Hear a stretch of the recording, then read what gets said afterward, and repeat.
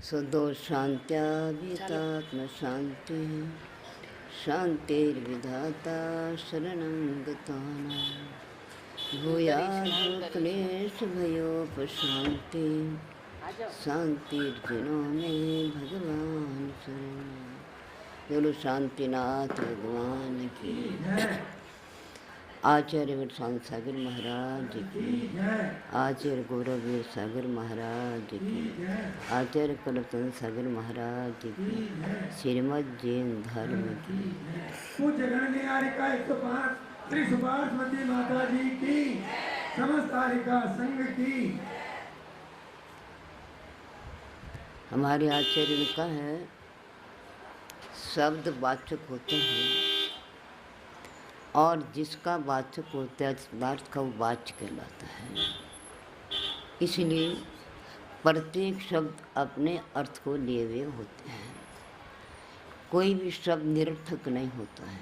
निरर्थक माने अर्थ रहित नहीं होता है। यदि शब्द निरर्थक होता तो शास्त्र नहीं बन सकता। शास्त्र माने अनुशासन। शब्द हमारे पर अनुशासन करता है।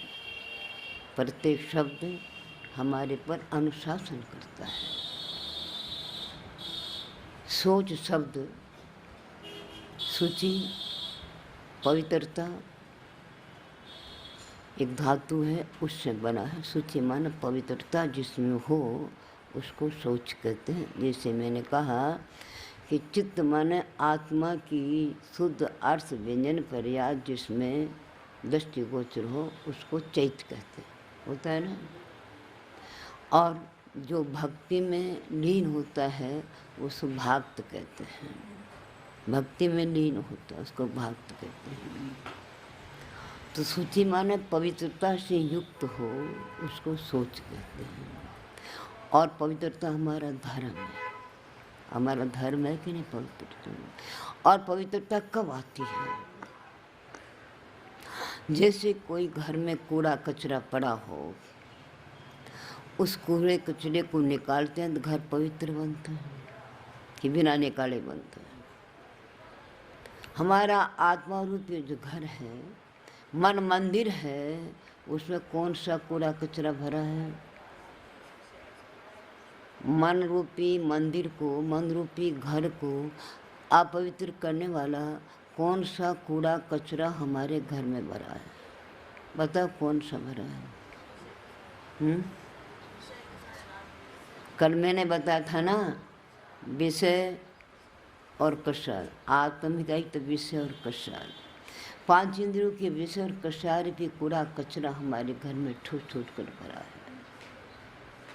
उसको स्वच्छ करने के लिए हमारे आचार्य ने सर्वप्रथम क्रोध कचरे को निकाल, मान कचरे को निकाल, माया कचरे को निकाल, और आज क्या कहा? लोभ को निकाल। लोभ को बाद में क्यों कहा? कषाय पावर की प्रथम पुस्तक के अंत में आचार्यों ने लिखा कि लोभ पे मन कषाय है, पर लोभ भी कभी कभी मोक्ष का मार्ग बन जाता है। लोभ भी कभी मोक्ष का मार्ग बन जाता है। यदि लोभ भी करना है तो स्वयं तप त्याग का कर। कषाय के बिना तो स्वयं तप त्याग का पालन होगा नहीं। पर पहले क्रोध मान माया को दूर कर दे। एक क्रोध आता है तो हमारी पवित्रता को अग्नि के समान जला देता है। और जब मान आता है तो विषैले सर्प के विष के समान हमारी आत्मा को बेहोश से मूर्छित कर देता है। और जब माया आती है पिशाचनी, वो ऐसे गड्ढे में डाल देती है जिसका पता ही नहीं लगता कि वो कहाँ है। तो शुचि कहाँ से आएगी? पवित्रता कहाँ से आएगी? और लोभ भी ऐसा महाशत्रु है कि उसको इस प्रकार के गड्ढे में डालता है जिससे चारों तरफ से क्रोध मान माया आकर घेर लेती है। घेर लेते हैं ना, माता जी ने कथा सुनाई ना आपको, जब लोभ आया तो शरीर अपने वचन में माया आई कि नहीं आई। जब लोभ नहीं आता तो माया कहाँ से आती, आया आई कि नहीं आई। सुना इतना धन मिलेगा, इतना राजपुत्र का मरण होगा, और जिसको सूली पर चढ़ाया जाता है उसके कितने ही कीमती आभूषण हो, कितने ही कीमती वस्त्र हो, सब सूली पर चढ़ाने वाले कसाई को मिलता है। अच्छे आदमी सूली पर नहीं चढ़ाते हैं। हर कोई राजकीय कर्मचारी किसी को सूली फांसी नहीं देता है। सूली फांसी लाने और दूसरे ही होते हैं, चंडाल ही होते हैं। उस आभूषण का लोभ है तो मायाचार किया अपने पति के साथ। नहीं, पति के साथ किया उसका तो कुछ बिगाड़ नहीं हुआ। बिगाड़ किसका हुआ, छालने किसके पड़े, अग्नि जड़ा कौन है। हमने क्रोध में आकर के और अब किसी के ऊपर अग्नि फेंकने का प्रयत्न किया तो वो जले या न जले, हमारा हाथ पहले जलेगा कि नहीं जलेगा। हमने किसी को निमित्त बना करके क्रोध मान माया लोभ में फंसे तो पहले हमारी आत्मा जलेगी कि उसकी जलेगी। पहले हमारी धर्म हिंसा होगी कि उसकी भाव, हमारी भाव हिंसा होगी कि उसकी हिंसा होगी। हम कसाई है कि नहीं, हम कसाई है कि नहीं। कसाई दूसरों को बकरों को मारता है और हम निरंतर अपनी आत्महत्या करते हैं। हम भी कसाई है कि नहीं, कसाई है तो कसाई है कि नहीं। हमारे पास कसाई है, कसाई है, हम कसाई है और निर्कसाई कब बनेंगे तो कसाई का अभाव होगा। 11वां 12वां गुण स्थान प्राप्त होगा, 13वां गुण स्थान प्राप्त होगा। तो ये लोभ क्रोध को उत्पन्न करता है, मान को उत्पन्न करता है, माया को उत्पन्न करता है। और पाप का बाप किसको कहा, पाप कहाँ से उत्पन्न होता है। हमारी हिंसा झूठ चोरी कुशील परिक्रम प्रवृत्ति कब होती है, लोभ पाप को बाप बखाना, लोभ पाप का बाप है। लोभ से हिंसा झूठ चोरी कुशील प्रेत पाप उत्पन्न होते हैं। लोभ के कारण ये प्राणी अपने संयम सत्य के मार्ग से भ्रष्ट हो जाता है, अनेक प्रकार के कुमार्ग को स्वीकार कर लेता है। खाने का लोभ से खाते हो ना, भक्ष उसका विचार करते हो क्या। ये थोड़ा सा खाने का लोभ मिट जाए तो भक्ष उसका विचार होता है कि नहीं होता।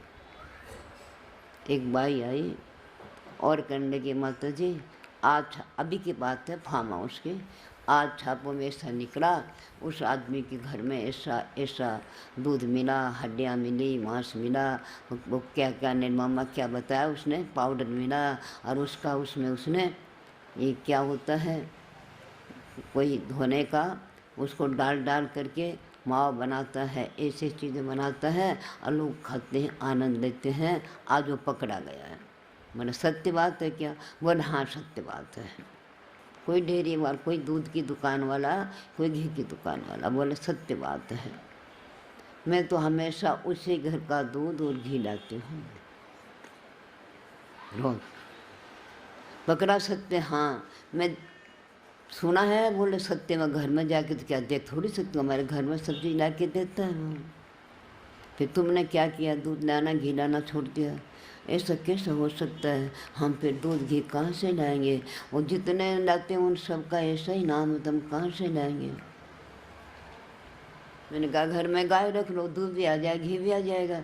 गाय को कौन पालेगा, कौन घास देगा, कौन रक्षा करेगा, कौन लाएगा। नौकर रख लो, तुम्हारी कमी है क्या। अरे माता जी नौकर की बात मत सुनो, आज नौकर तो क्या करते हैं, नौकरानी रखते हैं तो बच्चों को और आदमियों को खराब करती है, नौकर रखते हैं तो बहू बेटियों को खराब करता है, तो धन भी लेके चला जाता है। किसका विश्वास करें, अब तो उसी का विश्वास करना पड़ेगा, वहीं से लाते हम तो वहीं पर खाते हैं। अब छोड़ दो, अब छोड़ दे कैसे, दूध बिना घी बिना कैसे चलेगा। और सबसे पहले तो हमारी वो काली देवी हमारे बस में कैसे होगी दूध के बिना। चाय तो पहले चाहिए ना, चाय और चाह एक जरा सा फर्क है ना। चाय तो जला रही है, राग की चाय तो जला रही है हमको, छूट के सकता है। तो किसका लोभ है हमें, किसका लोभ है? पवित्रता हमारी नष्ट क्यों हो रही है? संयम तब त्याग नष्ट क्यों हो रहा है? किस कारण से हो रहा? लोभ के कारण से हो रहा। खाने का लोभ, स्वाद का लोभ, स्वादिष्ट, वो स्वादिष्ट बनता, घी बिना तेल बिना स्वादिष्ट नहीं बनता। और दूसरी बात एक और है माता जी, उसके घी में स्वादिष्ट है ना, दूसरे घी में नहीं है। अभी आपके यहाँ रोज घी निकालते हैं ना, उसको हमें स्वाद नहीं आता, फीका फीका लगता है। उसके घी में स्वाद जाता है।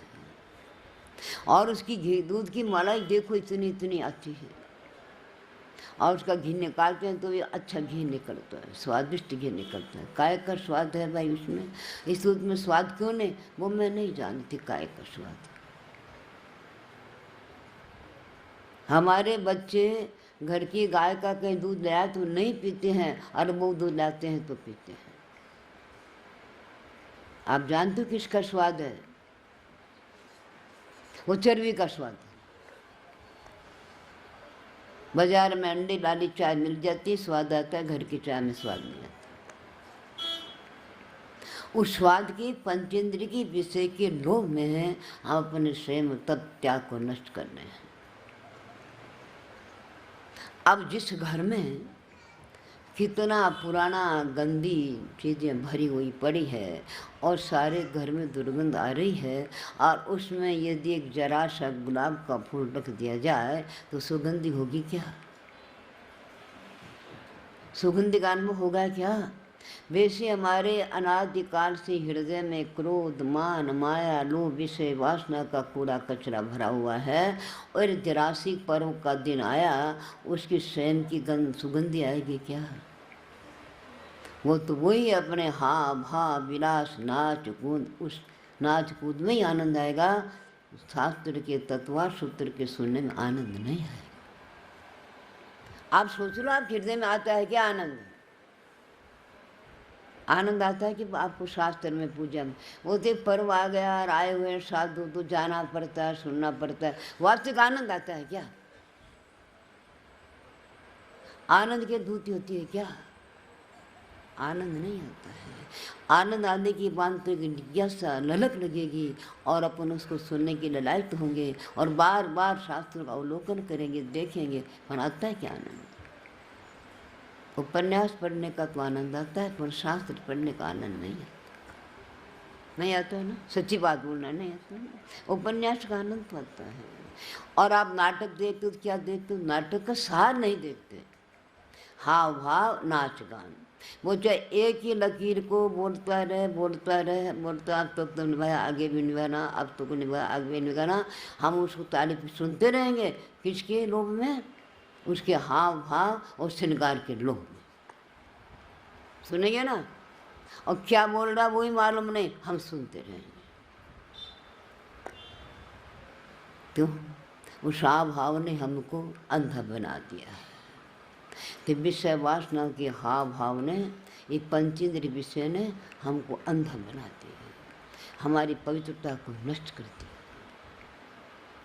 और उस हाव भाव की प्राप्ति, उस आभूषण वस्त्रों की प्राप्ति किससे होती है? धन से। तो धन का लोभ तो मारता ही है, अपने पद से च्युत कर देता है। और हमारे समुद्राचार्य ने 5 पापों का नाम लिया, उन 5 पापों में 2 विच्छेद किए। हिंसा, झूठ, चोरी को अलग रखा, और मैथुन, सेवा और परिग्रह को अलग लिखा। मैथुन, सेवा और परिग्रह क्यों लिखा अलग?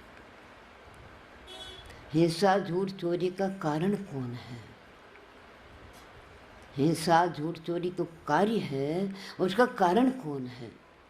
मैथुन, सेवा और परिग्रह, स्त्री और परिग्रह। जितनी लड़ाइयाँ होती है जितने बेमनस्या होती है आपस में, भाई भाई के, जेठ जेठानी के, पति पत्नी के, राजा प्रजा के, किस कारण से होते हैं? और जितने शास्त्र बने हैं लड़ाई झगड़ों के, किस कारण से बने हैं? स्त्री और धन के कारण से, और कोई कारण नहीं। एक स्त्री कारण है, एक धन कारण है, दूसरा कोई कारण, दो कारण से बने हैं। कनक और कामने ये मानव को, आत्मा को पतन कराने में कारण बनते हैं, दूसरा कोई नहीं बनता। जब धन का त्याग किया और पत्नी का त्याग, स्त्री भोग का त्याग किया, अब हिंसा क्या करेगा?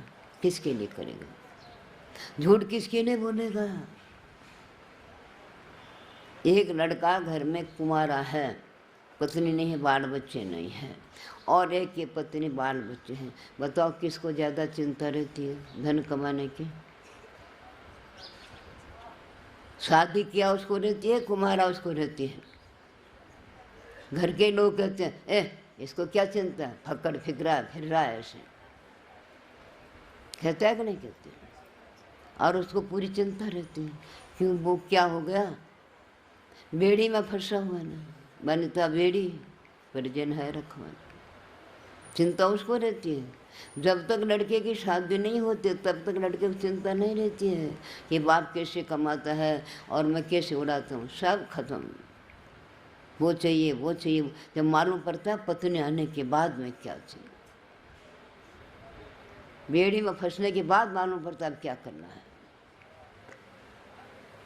तो स्त्री और परिग्रह ये दुख के कारण है, ये लोभ के कारण है, ये हिंसा झूठ चोरी के कारण है।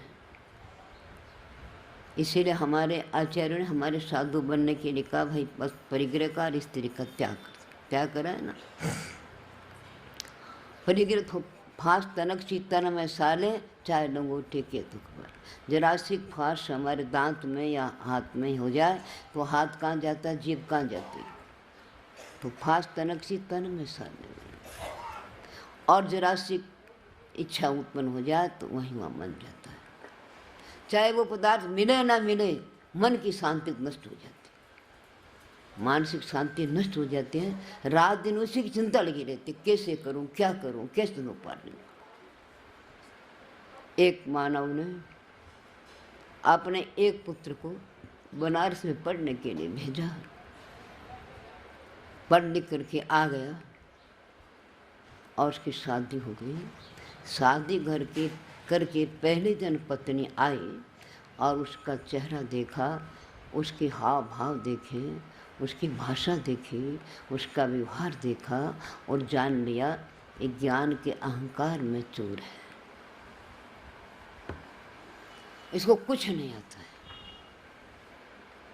ऐसे के साथ मैं अपना जीवन बिताऊं, अपना दरवाज़ा बंद करके बैठे। जब वो पति आया तो कहा, पहले मुझे तुम कहाँ पढ़ के आए? बनारस पढ़ के आए। क्या जानते हो? सब कुछ जानता हूँ मैं, कितने कितने लोगों के बाद में मैंने विजय प्राप्त की, कितने कितने शास्त्र मैंने पढ़े हैं और कितने उत्तम उत्तम नंबर लाया हूँ मैं, कितनी पदवियाँ हैं मेरे। होगी तुम्हारे पास पदवी?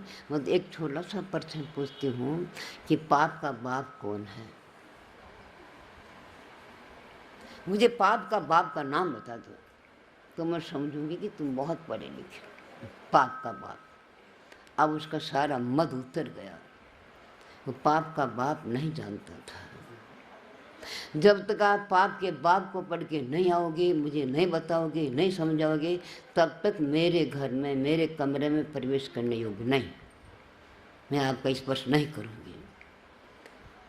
अब बेचारा का मुख उतर गया, अब क्या करता? यदि आप जबरदस्त घुस के धक्का दे के पटक दोगे, बाहर गिरा दोगे, नहीं स्पर्श करोगे। और मैं उतर गया, वापस बनारस जाना है। अब जिस किसी वस्तु की लगन लग जाती है ना, या उत्पन्न हो जाती है ना, इच्छा उत्पन्न होती है ना, तो सबको पूछते हैं इसका अर्थ क्या होता है, इसका अर्थ क्या होता है, इसका अर्थ क्या होता है। और नहीं लगन लगी तो क्या पूछें? अब वो जा रहा है, कोई विद्वान मिले तो पूछें कि पाप का बाप कौन होता है। अब कोई को पूछता पाप का बाप कौन है तो कोई तो समझते पागल है। पाप कोई को बाप होता है क्या? पाप कोई का बेटा है क्या? कोई बात भी नहीं करते। जाते जो अपने पास कुछ लेके गया था खा पी लिया, अब क्या खाएंगे। एक गांव में गए और जिस घर में पैदा हुआ था उस घर के आचार विचार को जानता था, ये नहीं खाना, ये यहाँ घर नहीं बेचना, होटलों में नहीं खाना। एक गांव के शहर के बीच में एक पीपल था और पीपल के चारों तरफ क्या होता था, पहले बैठने की जगह होती। क्यों? पीपल का जो वृक्ष होता है रोगों का हरण करता है, रोगों का नाशक है। और अपने जैन शास्त्र में 10 प्रकार के वृक्ष हैं जिनकी हम पूजा करते हैं, चेत वृक्ष कहलाते हैं। उसमें पीपल और बट वृक्ष भी है। ये नहीं मन वनस्पति काय नहीं, पर बट वृक्ष और पीपल जामू कादम आदि वृक्ष है।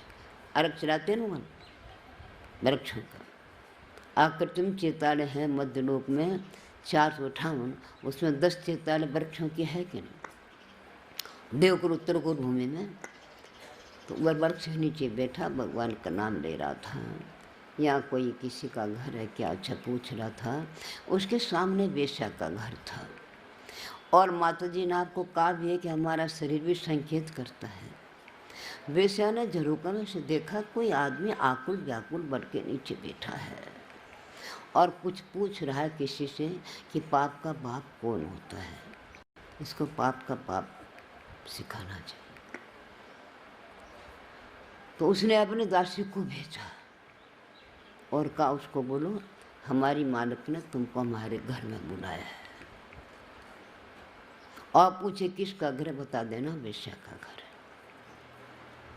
वो गए, हमारी मालिक ने आपको घर में बुलाया है। वो घर किसका है? वो वेश्या। अरे मैं ब्राह्मण, वेश्या घर में जाऊँगा, वेश्या घर स्पर्श करूँगा, जाओ मेरे सामने, छाया मत डाल मेरे। बेचारी चली गई। दूसरी बार वो वेश्या आई, दूर खड़ी रही। ब्राह्मण देवता, मैं आपके ऊपर मेरी छाया नहीं डालना चाहती, मैं पाप नहीं हूँ, आपके ऊपर मैं छाया डालना नहीं चाहती हूँ, और एक मेरी शर्त है आप मेरी। देखो घर किसी का होता है क्या? घर तो पत्थर का बना है, चूने का बना है, लकड़ी काट के इसके किवाड़ है, और एक कमरा ऐसा बना जिसमें मैंने कभी पैर नहीं दिया, छुआ भी नहीं। आप उस घर में बैठो या बाहर पर झाड़ के नीचे बैठे हो, वहाँ बैठना, और मैं आपको पाप का बाप को ना वो भी सिखा दूँ।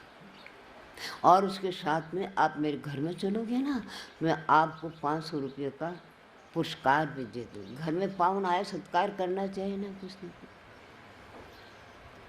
देखो कोई देख तो नहीं रहा है, बात तो ठीक कह रही है, मकान तो चूना ईंटा का बना है, मकान में क्या है?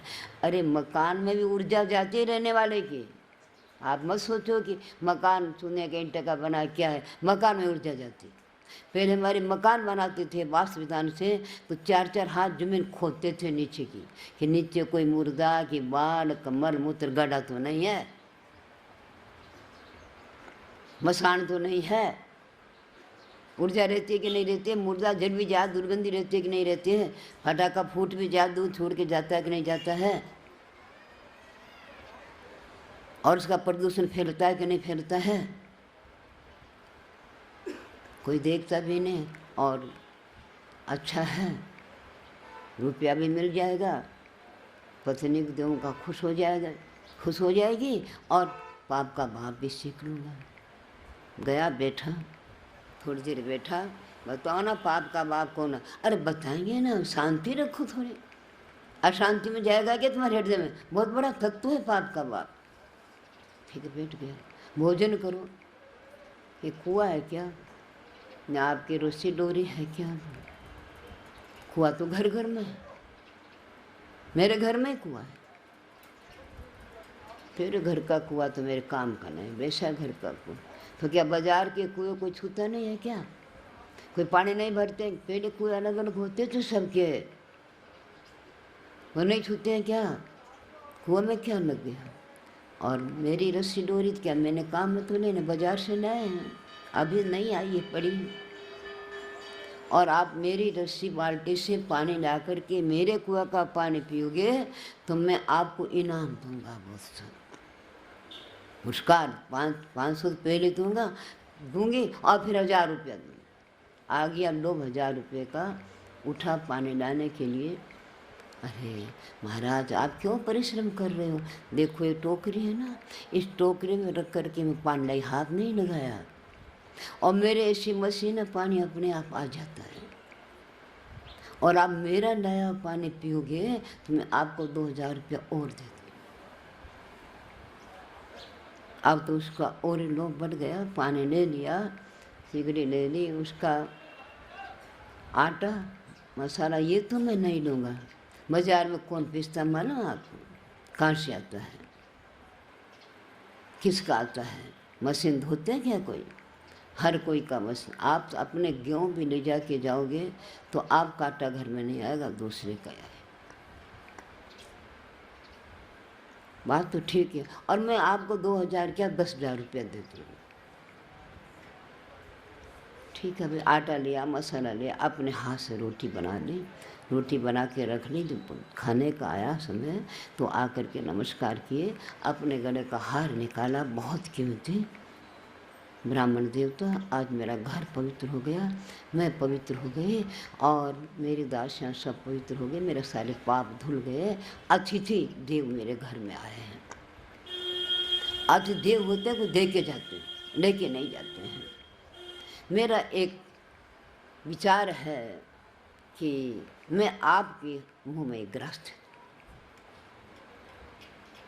और हाथ से भी न दूँ, एक चमची से दे दूँ, मैं नहीं छूँगी, और लो मेरा गले का हार मैं आपको दे देती हूँ। उस गले के हार का उसको इतना लोभ आया, ऐसा मोह आया, तो उससे ग्रास तो नहीं देख, थप्पड़ मार दी जोर से। ये क्या किया, ये क्या किया, मैं तो पढ़ाने आई हूँ तो गुरु हूँ कि नहीं तेरी, जो पढ़ाता है गुरु होता है कि नहीं होता है, मैं से पाप का बाप सिखाने आई, अब क्या करें, कहाँ पाप का बाप है बताओ। ये पाप का बाप तो ब्राह्मण को उत्पन्न है, और बहुत बड़े बनारस में जाकर के पंडितों के बीच में ज्ञानार्जन किया, ज्ञान प्राप्त किया, ज्ञान को, और यहाँ आए वो वेश्या के हाथ का खाने को मन कर लिया, प्रारंभ कर लिया।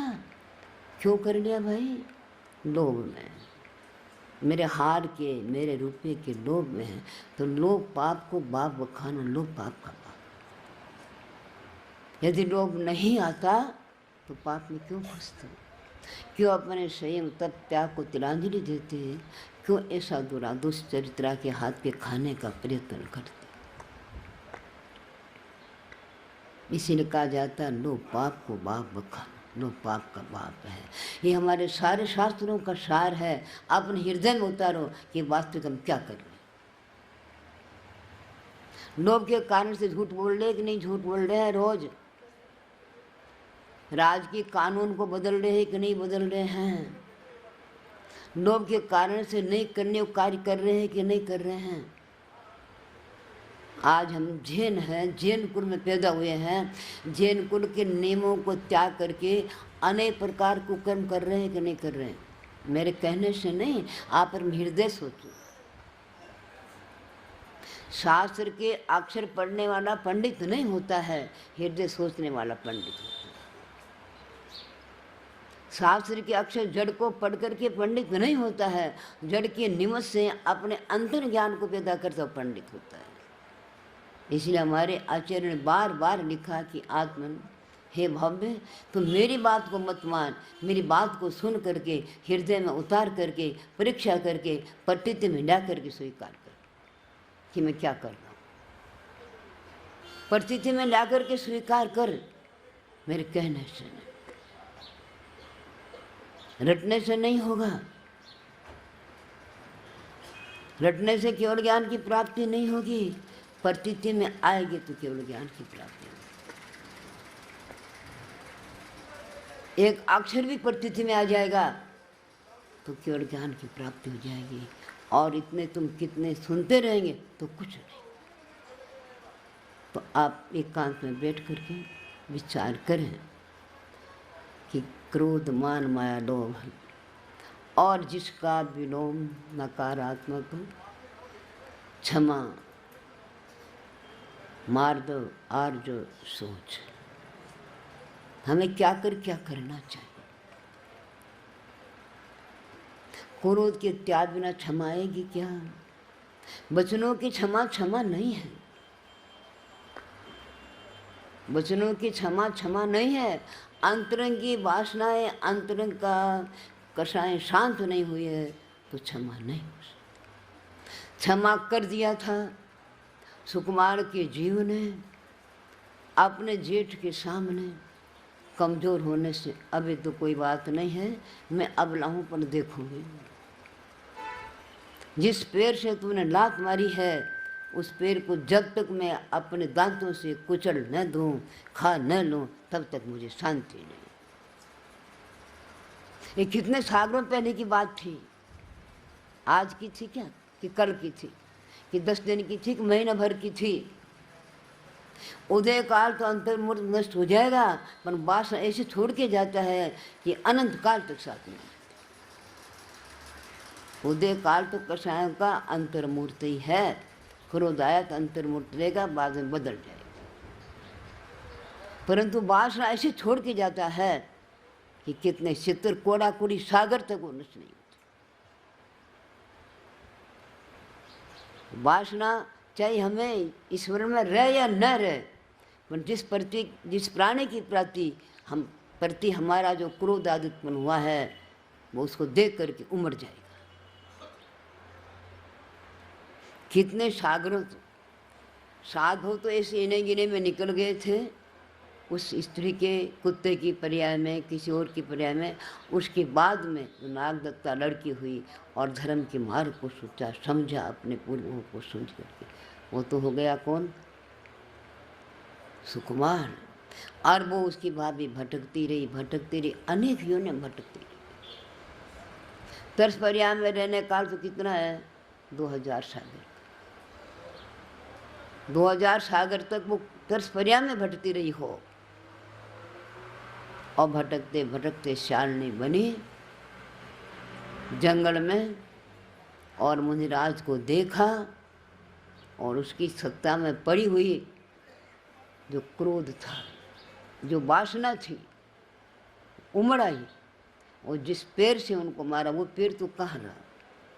पैर तो रहा ना, पैर मारने वाला पैर तो नहीं रहा, जिसने मारा उसका पैर तो रहा ना। जिस चमड़े के द्वारा, जिस पुद्गल के द्वारा भाभी को लात मारी थी वो पैर तो नहीं रहा, पर मारने वाले का पैर तो रहा ना। मारने वाला जो कोई सत्ताधारी था, चेतना, वो तो रहा कि नहीं रहा, तो उसका ही पैर कहना है। उस पैर को खाने लगे, अकेले नहीं खाया। धन्य धन सुकुमार महामन के सी धीरधारी, एक साने जुग बच्चा पाँव भक्यों दुपकारी। वो क्षमा थी किसकी? सुकुमार। वो क्षमा नहीं थी कि भाभी की अभी अबला हूँ मैं कुछ नहीं कर सकती, देखूंगी, वो क्षमा। और ये भी क्षमा नहीं है, करेगा वो भरेगा, करने दो बाबा, वो भी क्षमा नहीं, क्यों? अंतरंग में भरा है, उसके बदले लेने की भावना भरी है, दुख करने की भावना भरी है। तो ये हमारी जो कुभावना है, क्रोध की, मान की, माया की, लोभ की, वो निकले बिना सत्य सोच आदि धर्म की प्राप्ति नहीं हो सकती। सत्या धर्म की प्राप्ति नहीं होती। तो हमें सत्य संयम में बनने के लिए, तप त्याग संयम को धारण करने के लिए इन क्रोधों का अभाव करना। कुंद आचार्य ने 12 अनुप्रेक्षा में पहले सत्य धर्म का है, फिर सोच धर्म का है। पूज्यपाल स्वामी ने, कलंक देव ने पहले सोच धर्म का है, फिर सत्य धर्म का है। क्योंकि लोभ का त्याग ये बिना सत्य बोलना नहीं हो सकता। आप तत्वासुर पढ़ते होंगे, एक एक व्रत की 5 भावना बताई है। उस 5 भावना में सत्य की भी भावना बताई, अहिंसा की, सत्य की भावना क्या बताई है? अभी आते नहीं ना, मन कहीं और है। क्रोध लोभ विरतात् प्रत्याख्यान अनिति भाषणम च पंच। यदि आपको सत्यव्रत का पालन करना है, चाहे अनुव्रत का चाहे महाव्रत का, तो उसकी भावना पहले निभानी पड़ेगी। क्रोध के आवेश में आकर के प्राणी झूठ बोलता है, क्रोध लोभ के आवेश में आकर झूठ बोलता है, और भीरुत भय से झूठ बोलता है, और हंसी मजाक में झूठ बोलता है। हास्य करना भी असत्य का कारण बनता है। हंसी तो कड़े कांड बन जाती है, इसे हंसी नहीं करना। रोग की जड़ खांसी और लड़ाई की जड़ हंसी। हंसी मजाक में लड़ाई हो जाती है। तो लोभ का त्याग किए बिना सत्य बोलता है क्या? क्रोध लोभ भीरुत्व हास का तो प्रत्याख्यान मन त्याग, और अनविची भाषण शास्त्र के अनुसार बोलना। एक भी हमारे शब्द शास्त्र के विरुद्ध नहीं होना चाहिए। हंसी मजाक में भी शास्त्र के विरुद्ध नहीं होना चाहिए। अनविची भाषण, गुलाल मुनि सब भेष धारण करते थे, मुनि भेष को धारण नहीं किया। जो मुनि भेष को धारण किया तो मुनि बन ही गए। बोले ये नाटक नहीं है, इसमें अटकना नहीं है, ये दिखावा नहीं, ये प्रदर्शन नहीं है, ये वास्तविकता है। अनविची भाषण ये हमारे सत्य की 5 भावना है। इसीलिए आचार्यों ने कार्य कांड भाव बताने के लिए पहले 4 कषायों का अभाव और फिर सद्धर्म का प्रतिपादन किया, और जिन्होंने पवित्रता लाने के लिए पहले सत्यवादी हुए बिना सोच पवित्रता नहीं आती, फिर सत्य धर्म का वर्णन है और बाद में सोच धर्म का। और अपने आप में अद्वैतवाद सोच धर्म ही है। आगे 2 बारिश आएगी, कोई बारिश तो है, कोई तेरस तो है। कल एक भाई पूछ रही ऐसा क्यों होता है? तो भाई कुंडे कुंडे दधी नवा, मुंडे मुंडे मती बिना। घड़ी किसी के बराबर चलती क्या? एक भैंस का दूध अलग कुंडे में जमाया तो एक स्वाद आएगा क्या? तो कुंडे कुंडे में दधी का स्वाद भिन्न होता है, मुंडे मुंडे मती भिन्न होती है। अब अपने ग्रहों की चाल, अब कोई किसी चाल एक घंटे का फर्क पड़ गया तो इधर का उधर हो गया। कोई 6 घड़ी प्रातः काल की 6 घड़ी जो तिथि रहती है, जैन धर्म के अनुसार वो तिथि मान्य होती है। 1 घंटा रहने वाली मान्य नहीं होती। किन्हीं धर्मों में 1 घंटा रहने वाली मान्य होती है। और सूर्य का उदय भी प्रांतों में भिन्न भिन्न होता है। यहाँ की और आसाम की सूर्य के उदय में 1.5 घंटा का फर्क पड़ जाता है। अब कहाँ का पंचांग है, किस देश का है, किस प्रांत का है, बनाने वाला किस प्रांत का, थोड़ा बहुत फर्क पड़ भी जाता है, कोई खास बात नहीं है। तो इसीलिए आगे अपने दिन बाकी है, तो एक दिन छूट गया था ना बीच में, बराबर कर लेंगे। अपने आप को मेरे कहने से नहीं, शास्त्र के अक्षरों से नहीं, ये तो निमित्त है, उसको सुन करके आप अपने हृदय में प्रतीति में डालो कि हम क्या कर रहे हैं। 5 इंद्रिय के विषय के लोभ हम क्या खा रहे हैं, परिग्रह के लोभ हम किस आचरण कर रहे हैं। और परिग्रह हमारा साथ में जाएगा, गया किसी के साथ में जाएगा क्या? आपके मरने के बाद कोई आपका मुख देखने के लिए तैयार नहीं होगा, मुंह ढक देंगे मरते ही। प्राण निकलते के साथ मुंह ढक देंगे और ले जाएंगे, मुंह ढक करके ले जाएंगे, मुंह खुला लग के नहीं ले जाएंगे। पापी है ना, खुला मुख किसका जाएगा? खुले मुख कौन जाएंगे? जो पुण्यात्मा होंगे, पवित्र होंगे, वो जाएंगे। अपवित्र होगा उसका मुंह ढक देंगे, नहीं देखेंगे। तो आपने गाना यही गाया है ना कि मुट्ठी बांध आएंगे, खाली हाथ जाएंगे।